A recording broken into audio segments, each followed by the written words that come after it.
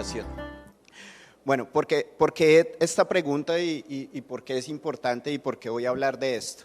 Digamos que lo primero que tenemos que saber es que el accidente cerebrovascular pues sigue siendo una enfermedad muy prevalente, y al ser una enfermedad prevalente, pues digamos que cada vez tenemos más personas que sufren accidentes cerebrovasculares, pero yo quería traerles esto a continuación y es lo más importante.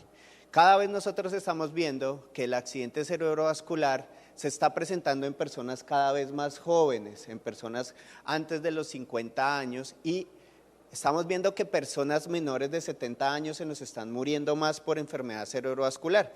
En Colombia nosotros estamos calculando que aproximadamente el accidente cerebrovascular está dejando personas con discapacidad más de 5 millones al año.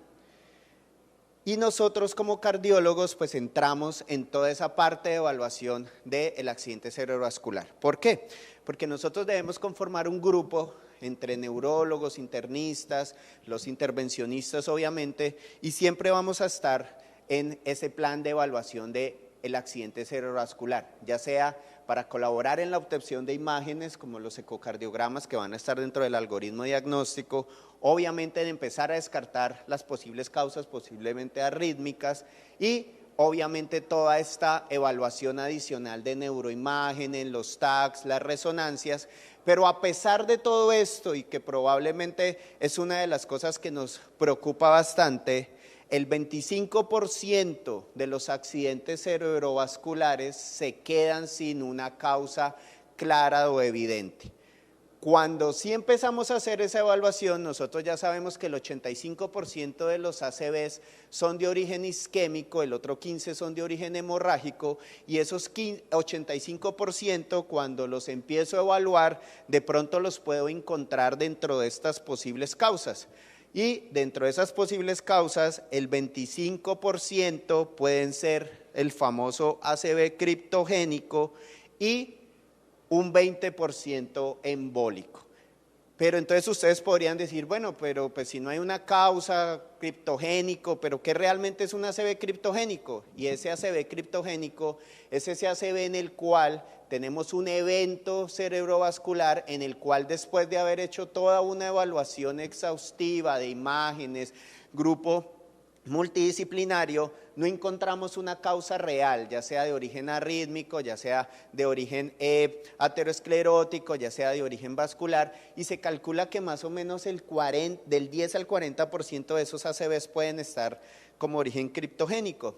Y posibles causas de ese ACV criptogénico, siempre tenemos que descartar la fibrilación auricular porque es una de las principales causas, pero entra a jugar el famoso foramen ovalis, el que me tiene hoy parado al frente de ustedes. ¿Y por qué? Porque es que el foramen oval y los ACVs criptogénicos tienen una relación muy maligna, y probablemente pues de relaciones malignas sepan mucho ellos dos, pero realmente el ACV y el foramen oval viene siendo una relación que no es muy buena cuando se presentan ambos. ¿Qué es el foramen oval? Obviamente pues es ese remanente anatómico donde puede haber una persistencia entre la apertura del septum primum y el septum secundum. La prevalencia en la población general puede ser hasta el 27%, eso quiere decir que 1 de cada 4 de los que están acá podríamos tener un foramen oval permeable, y más o menos puede existir en un tamaño de 5 milímetros, pero si a ese foramen oval yo le agrego unos defectos anatómicos adicionales, como tener un aneurisma interauricular persistente, tener una válvula de Eustaquio prominente, pues puede aumentar el riesgo de ACV criptogénico. Y miren, cuando yo tengo un foramen oval permeable, que ya sé que en la población, como les contaba, puede ser hasta el 25%, si yo tengo un ACV criptogénico, puedo aumentar esa prevalencia hasta un 45%. ¿Y por qué el foramen oval puede producir un evento cerebrovascular? Estos podrían ser los 3 escenarios posibles o los que más nos pueden decir por qué se presenta, y es el origen del embolismo paradójico, aquellos pacientes en los cuales puedo tener embolismos que puedan pasar por esta comunicación de izquierda a derecha, la presencia de trombosis in situ realmente a nivel del foramen oval, y obviamente aquellos pacientes que pueden tener algún tipo de arritmia y que con la arritmia puedan favorecer que se formen trombos y pasen a nivel de esta parte. ¿Cuándo sospecharlo? ¿Cuándo sospechar que realmente el foramen oval es la causa del evento cerebrovascular? Aquellos pacientes que debuten con un evento cerebrovascular siendo jóvenes, pacientes que refieran que su deterioro neurológico se presentó después de maniobras de Valsalva, de un esfuerzo excesivo, cuando tienen territorios cerebrovasculares o del accidente realmente grandes, cuando tienen infartos a diferentes edades, los viajes largos, los pacientes que practican buceo, por ejemplo, tienen alta posibilidad, si tienen un foramen oval permeable, de hacer un evento cerebrovascular. Pero algo súper importante, siempre debo pensar que el foramen es la causa de una ACV cuando yo ya pude descartar todas las causas y ya sabemos que en estos pacientes debo haber descartado la fibrilación auricular como la posible causa de ese foramen oval. Y nosotros ya sabemos por muchos estudios que realmente debo hacer una búsqueda exhaustiva de fibrilación auricular así esté ante el escenario un foramen oval permeable. Digamos que tenemos evidencia clara que debo hacer rastreos más prolongados. Tenemos el estudio EMBRACE donde a estos pacientes se les implantaba un monitor de eventos por 30 días y a pesar de tener Holter de 7 días, Holter de 72 horas, realmente debo hacer una búsqueda muy exhaustiva de fibrilación auricular porque realmente es la causa más frecuente. También hicieron obviamente el estudio Crystal y en este estudio hay algo bonito y es lo siguiente, miren, en este estudio los pacientes a medida que iban aumentando el tiempo de monitoría, más de 30 días, 40 días, 45 días de monitoreo continuo con monitores de eventos, la posibilidad de que apareciera fibrilación auricular era mayor. Eso quiere decir que aparte de tener un foramen oval, debo seguir buscando activamente fibrilación auricular. ¿Y cómo diagnostico un foramen oval permeable? Tengo estas 3 herramientas. Obviamente el ECO-TT puede ser la herramienta inicial, la herramienta con la que nos enfrentamos inicialmente. ¿Qué queremos buscar ahí? Obviamente evaluar todas las causas posibles del embolismo, mirar si realmente tengo un shunt significativo, pero tengo 2 herramientas muy buenas y es el famoso Doppler transcranial. Cuando yo tengo un Doppler transcranial donde tengo realmente presencia de shunt y realmente veo que hay más de 3 a 10 burbujas en la famosa cortina de ducha, pues probablemente voy a tener un foramen oval permeable. Si realmente yo ya tengo diagnóstico de foramen oval con un ECO-TT o yo tengo una sospecha ya muy grande y tengo obviamente el Doppler positivo, pues tengo diagnóstico, pero sí, y ahí ya puedo decir que sí es un foramen oval permeable. Si realmente no tengo claro, me quedan dudas con el ecocardiograma TT o tengo dudas con el Doppler transcranial, es cuando entra obviamente el eco transesofágico como causa. Cuando yo ya lo diagnostiqué, cuando ya sé que mi paciente con ACV tiene un foramen oval y que pienso que realmente ese puede ser la causa, pues yo tengo que contestar realmente si es el foramen oval el causante de ese episodio cerebrovascular. Y ante eso nacen estas escalas de riesgo y estas escalas de evaluación realmente. Y es algo con lo que de pronto muchos de ustedes estén familiarizados y es la famosa escala del ROB. ¿Qué tiene la escala del ROB? Bonito, y es esto. Realmente, entre más joven es un paciente con un episodio cerebrovascular, más riesgo realmente, con un foramen oval permeable, más riesgo de tener un ACV. Entre más mayor es el paciente que se presenta en este escenario, pues el riesgo de que, o que el foramen oval sea el causante del ACV, pues empieza a disminuir. Y esto, como lo hacemos la mayoría de cardiólogos, algún día un profesor me dijo, si usted en una charla no habla de una escala, pues realmente no es una buena charla de cardiología porque todos los cardiólogos tenemos escalas para todo. Y realmente en esta escala pues le tengo que dar un puntaje y pues realmente los pacientes jóvenes puntúan más, aquellos dependiendo de los territorios donde tengo el evento pues puntúan más. Y si yo tengo escalas de ROB más altas y el puntaje, digamos, de corte, aquellos pacientes que tengan un ROB mayor de 6, pues probablemente sí es el foramen oval, habiendo descartado todas las otras causas, el causante de un evento cerebrovascular. Y por eso nace este algoritmo que ustedes lo pueden aplicar en su práctica diaria y es, si usted tiene un paciente que tiene menos de 60 años, recuerde que probablemente es un paciente joven que tiene un foramen oval permeable y que debutó con un evento cerebrovascular y usted ya hizo todo el algoritmo diagnóstico de descártele todas las posibles causas, no tenga enfermedad carotidia, no tenga un síndrome de hipercoagulabilidad, ya miró todas las causas asociadas a las comorbilidades, no es hipertenso, no es diabético, no tiene una enfermedad autoinmune, descartó completamente la presencia de fibrilación auricular, porque recuerden que la fibrilación auricular se debe descartar completamente, y realmente este paciente tiene una expectativa mayor a 1 año para en el estudio y posible cierre del foramen. Definitivamente este paciente debería ir a un cierre percutáneo del foramen oval. Y por eso todos los pacientes con un ACV criptogénico que tengan un foramen oval de alto riesgo, con un puntaje de ROB, pues se deben beneficiar de esta terapia de cierre. Y ante eso, pues entonces, ¿qué pasaba con el cierre? ¿Qué dice la historia cuando realmente uno cierra o los estudios del cierre percutáneo?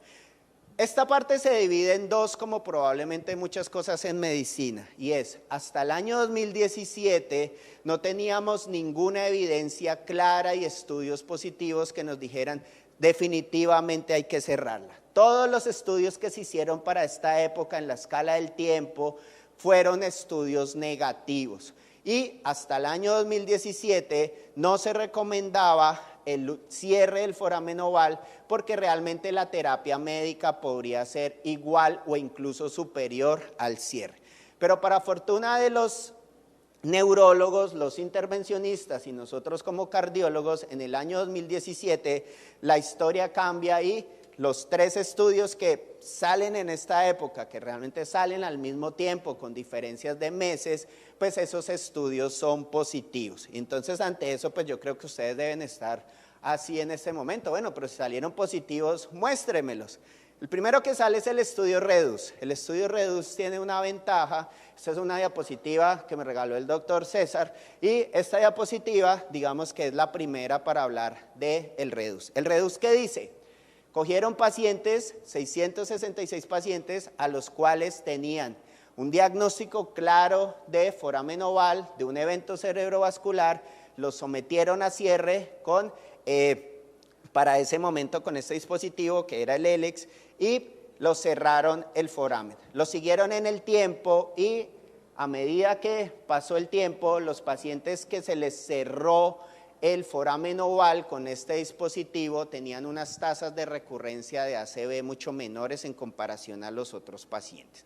El CLOSE, que realmente el diseño es muy parecido, coger pacientes con ACV y foramen oval permeable, para este tenían un número muy parecido, los diagnosticaban de un evento cerebrovascular, se les hacía toda la evaluación, los cerraban, este tenía una cosa en particular a comparación del estudio anterior y era que los podían cerrar con cualquiera de los dispositivos que estaban aprobados para ese momento para el cierre de foramen y en el transcurso del tiempo el estudio también es positivo. Aquellos pacientes a los que se les cerró el foramen oval versus los que no se les cerró y siguieron con terapia médica óptima, los pacientes con cierre del foramen tuvieron tasas de recurrencia del ACV mejor.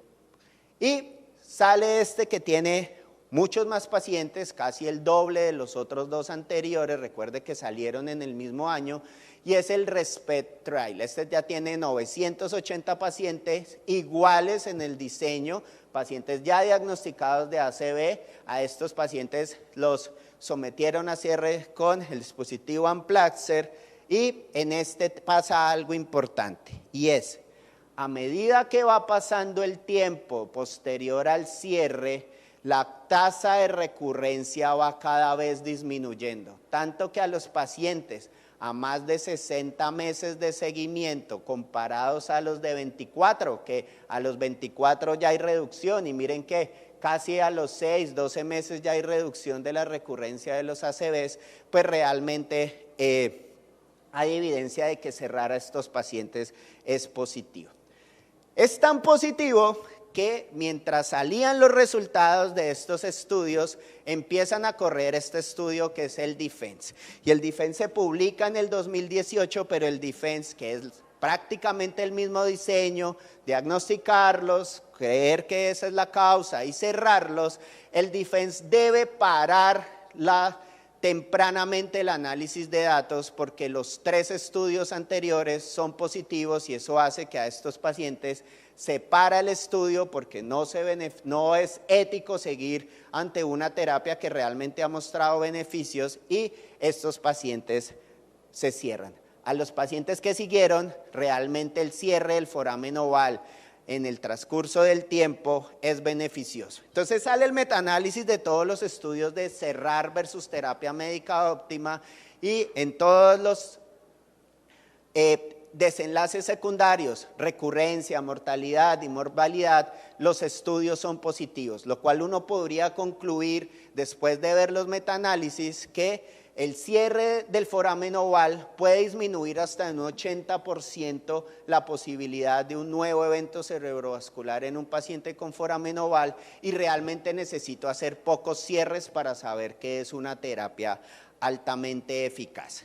Como toda terapia en medicina, pues puede tener complicaciones y en el seguimiento de estos pacientes les parece, o a mí como cardiólogo me parece paradójico, que una de las principales complicaciones de cerrar un foramen oval es la aparición de fibrilación auricular. ¿Sí? Y siempre, a pesar de haber cerrado el foramen, debo seguir una búsqueda activa de posible fibrilación auricular, pero a pesar de todas estas descritas, como cualquier procedimiento intervencionista, hematomas, infección, posibilidad de embolía del dispositivo, la tasa de complicaciones de los eventos es muy poca. Es por eso que hasta evidencia, al 2017, las fuerzas del mal decían, no cierre, nunca cierre, pero después del 2017 jugamos del lado luminoso de la fuerza y realmente estos pacientes que realmente tienen indicación deberían ir a un cierre del foramen oval. Tanto que en las guías del 2021, que son las guías más actuales en el manejo de stroke, se recomienda que los pacientes deben ser evaluados por un grupo interdisciplinario en el cual estén los cardiólogos, los neurólogos, los intervencionistas y a pesar de pues que no tenemos esta evidencia, las guías siguen clasificando como una evidencia 2A que aquellos pacientes a los cuales se les diagnosticó el foramen oval y tienen menos de 60 años y sé claramente por las escalas de riesgo, por el ROB, que este paciente es la causa del ACV, como una recomendación 2A, deben ir a cierre. Entonces, si ya lo cerré, si definitivamente esta es, pues ustedes preguntarán, ¿y qué hago después de cerrarlo? Si yo lo cerré, se recomienda que estos pacientes tengan terapia de antiagregación dual entre 1 a 6 meses, evaluando las escalas obviamente de sangrado. Se recomienda que todos los pacientes tengan obviamente control posterior a los eventos, se recomienda que los pacientes tengan control ecocardiográfico mínimo una vez al año hasta después de 5 años después del cierre y realmente estos pacientes la tasa de recurrencias va a ser mucho menor. Entonces, hasta esta evidencia y con todo lo que yo les quería mostrar, ¿qué quiero que se lleven el día de hoy ustedes para la práctica diaria en los pacientes con foramen oval y convencerlos con la pregunta de la charla? ¿Hay que cerrar el foramen oval en todos los eventos cerebrovasculares? Y la respuesta es sí. Aquellos pacientes menores de 60 años con un ACV criptogénico, es decir, aquel paciente que yo ya descarté todas las causas más frecuentes y realmente es el foramen oval el causante del ACV, deben ir a cierre porque obviamente versus la terapia médica puede reducir hasta un 50%. Aquellos pacientes con un ACV o un AIT y presencia de foramen oval, realmente el cierre del foramen debe ser evaluado y aquellos de mayor riesgo evaluados por la escala de ROB deben ir a cierre y realmente el cerrar el foramen desde el punto de vista de intervencionismo de costos, es una terapia costo efectiva real y con una tasa de complicaciones mucho menores.